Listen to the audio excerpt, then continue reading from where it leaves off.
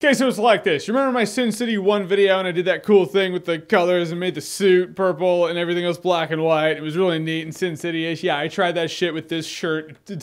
Fucked with it for like 40 minutes. Couldn't get it to work. So apparently a red shirt is that much different than a blue suit. So what you get today is a lot of red. It's like in your face.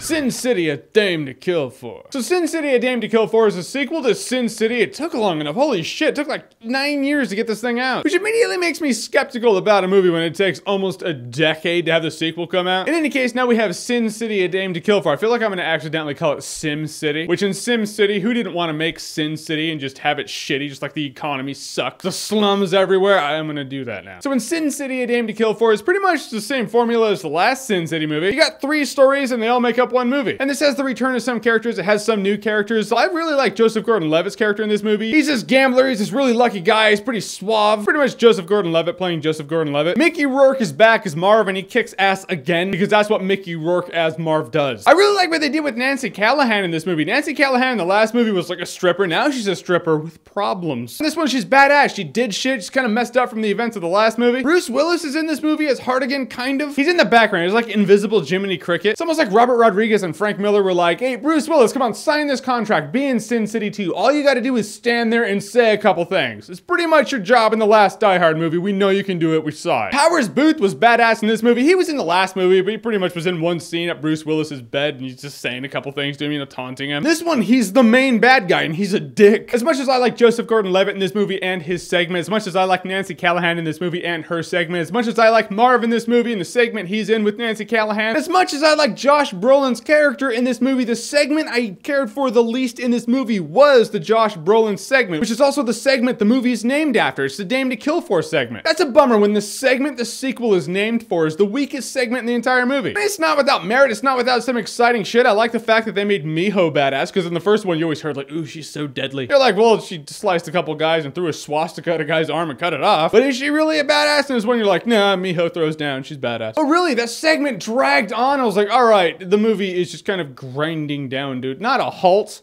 Certainly slow though. I felt like the first Sin City movie, even when it was slow, it was building to stuff and there was tension in the room, you know? Who's gotta take the dude, the dead guy to the pits? And you're like, yeah, I hope you get away with it. This one's Eva Green being hot and seducing dudes and just kind of, she's being hot. Yeah, big deal, get back to the Sin City shit. I appreciate Eva Green being hot as much as the next guy, and come on. Doesn't change the fact that sadly I walked out of this movie going, if that entire Dame to Kill For segment was out of the movie would have been half as long, it would have been twice as good. In the end, Sin City, A Dame to Kill For has a lot of what you enjoyed about the first Sin City. It has that stylistic style in it, and double speak when I talk about it apparently. It has cool characters, it has badassery, it has kick-assery. It has some cool returning characters from the first movie. Nancy Callahan kicked ass in this movie. It has a really good villain, and it has some cool new characters in this movie. But they did miss the boat on a couple things where half the movie just seems kind of slow, and a couple things in that segment in this movie were useless. You're like, all right, that happened, and now it's over, involving a couple cops in the movie. You're like, what was the point? It's gratuitously violent. It is a fun movie. When this movie has it going, it's really going. But when the movie slows down, it's really noticeable. I will say Sin City, A Dame to Kill For in my best Sin City voice. It's still a good time, no alcohol required. Right, Sin City, A Dame to Kill For. Have you seen it? What did you think about it? How did it compare to the first movie for you? Whatever you think, comment below, let me know. And as always, if you like what you've seen here and you want to see more, click right here to see more.